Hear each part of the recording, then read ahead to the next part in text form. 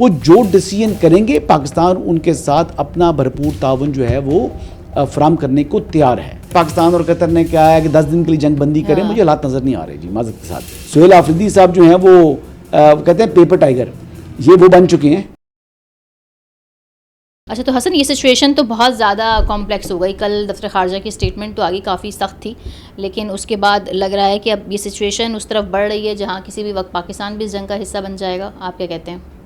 دیکھیں بات بڑی واضح ہے, پاکستان نے کہہ دیا تھا کہ سعودی عرب ہماری ریڈ لائن ہے, اور ریڈ لائن نہ صرف اس کو قرار دیا تھا دفتر خارجہ نے, بلکہ آج پرائم منسٹر پاکستان نے فون کر کے بتا بھی دیا ہے کہ پاکستان کی قوم فیلڈ مارشل سید عاصم منیر اور وہ سعودی عرب کے ساتھ جو ہیں وہ کھڑے ہیں. اب ڈیسیژن جو ہے وہ تو محمد بن سلمان صاحب نے لینا ہے جو پرائم منسٹر ہیں سعودی عرب کے, اور پاکستان ان کے ساتھ شانہ بشانہ کھڑا ہوگا.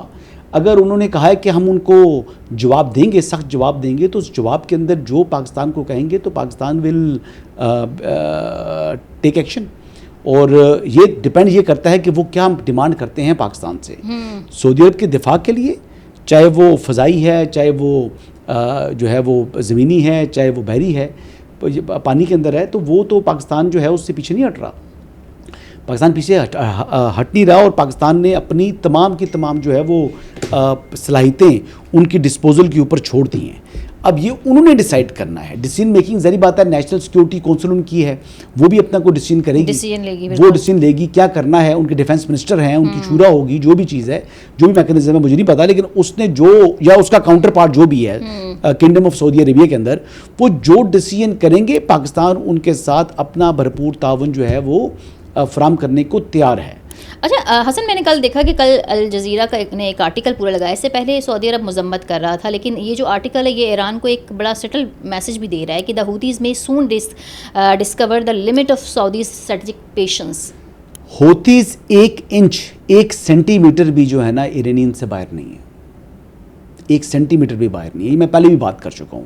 آئی ڈونٹ نو لوگوں کو پتہ نہیں معلوم ہے یا نہیں معلوم, یہ حماس ہو جائے, ہوتیز ہو جائیں, یہ باقی جو جتنی پراکسیز ہیں, یہ حزب اللہ وغیرہ, یہ تمام کی تمام ایران کی ہی جو ہے وہ کریٹڈ ہیں. بالکل. اور ایران ہی ان کا جو ہے وہ فنڈنگ پرووائڈ کرنے والا تھا.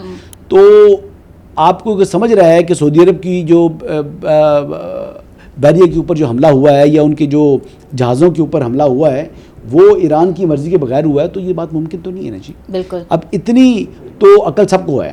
اب سب کو معلوم ہے کہ کتنے عرصے سے ایران ان کو پال رہے ہیں, اور وہ ایران کے ہی کہنے پر وہ یہ کر رہے ہیں نا. تو لیٹس سی, ڈپینڈ کرتا ہے کہ سعودی عرب کیا موقف اختیار کرتا ہے. ہم سعودی عرب سے زیادہ سخت موقف تو اختیار نہیں کر سکتے نا. ڈیسیژن تو سعودی عرب نے لینا ہے. ہم تو ان کے ساتھ جو ہے ہم تعاون کریں گے, لیکن پاکستان کے جو ہے وہ ثالثی کے بعد ایران سے بھی اچھے تعلقات ہیں, تو کیا پاکستان کوشش کرے گا کہ اپنے تعلقات کا استعمال کرتے ہوئے؟ دیکھیے ایران میں نے بظاہر ابھی تک دیکھا ہے وہ ٹرانزیکشنل ہے. اچھا. وہ کوئی دید لحاظ والا چکر مجھے لگتا نہیں ہے, میری ذاتی رائے ہے. ان کا کوئی زیادہ دید لحاظ چلنا, مطلب پرانی چیزوں کو رکھنا, کس کیا نیکی کیا برائی, ٹرانزیکشنل اس طرح کیا اس طرح ہم یہ کریں گے جو بظاہر نظر آ رہا ہے. ورنہ کس طریقے سے جی سعودی عرب نے اپنی یعنی زمین فراہم نہیں کی, اڈے نہیں استعمال کرنے دیے امریکنز کو. بالکل.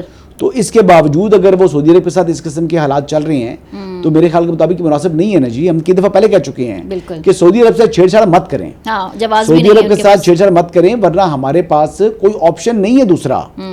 پاکستان کو میں پہلے بھی کہہ چکا ہوں کہ if we have to choose between Pakistan and Kingdom of Saudi Arabia then we will choose Kingdom of Saudi Arabia.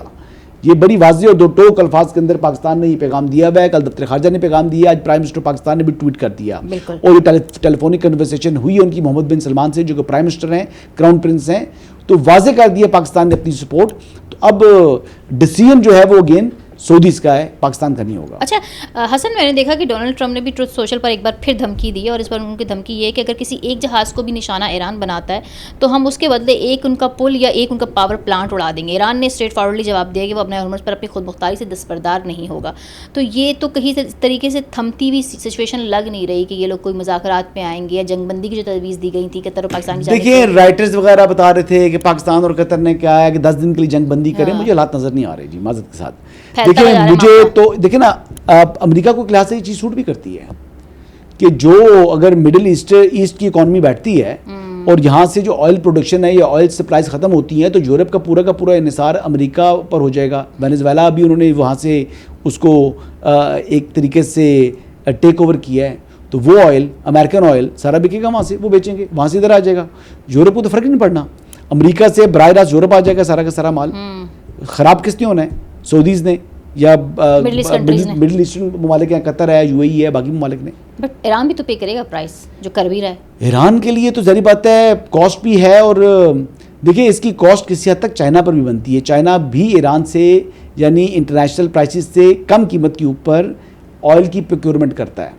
تو اگر وہ آئل اس کو فراہم نہ ہو تو پھر وہ کیا کرے گا, وہ اپنے جو ریزرو اسٹریٹجک ریزروز اس نے آئل کے رکھے ہوئے ہیں ان کو پھر استعمال کرے گا. کتنا عرصہ استعمال کرے گا, اس نے تو ان ریزروز کو ٹچ نہیں کرنا نا جی, وہ تو اس نے تھک اینڈ تھن رکھے ہوئے ہیں.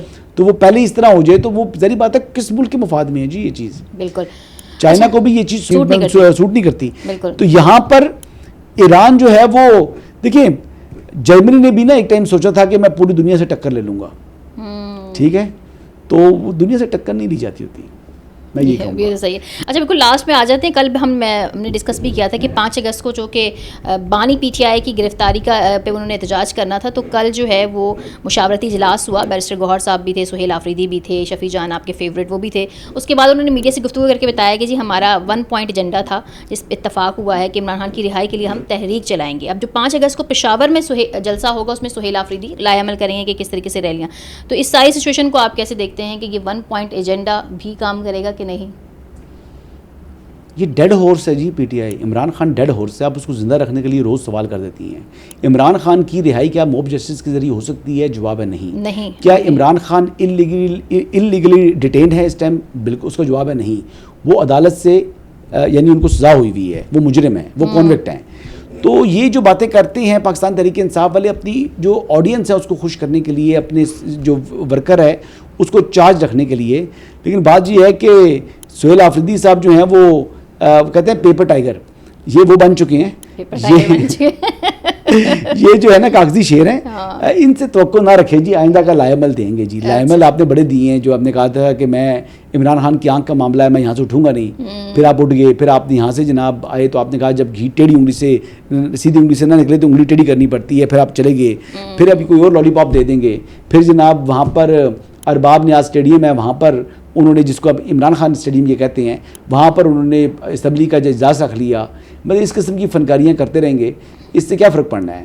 عمران خان صاحب اڈیالہ کے چانسلر تھے, عمران خان صاحب اڈیالہ کے چانسلر تھے, وہ ہیں, اور وہ اپنی مدت پوری کریں گے کیونکہ قاسم کے پاپا چور ہیں. Thank you very much.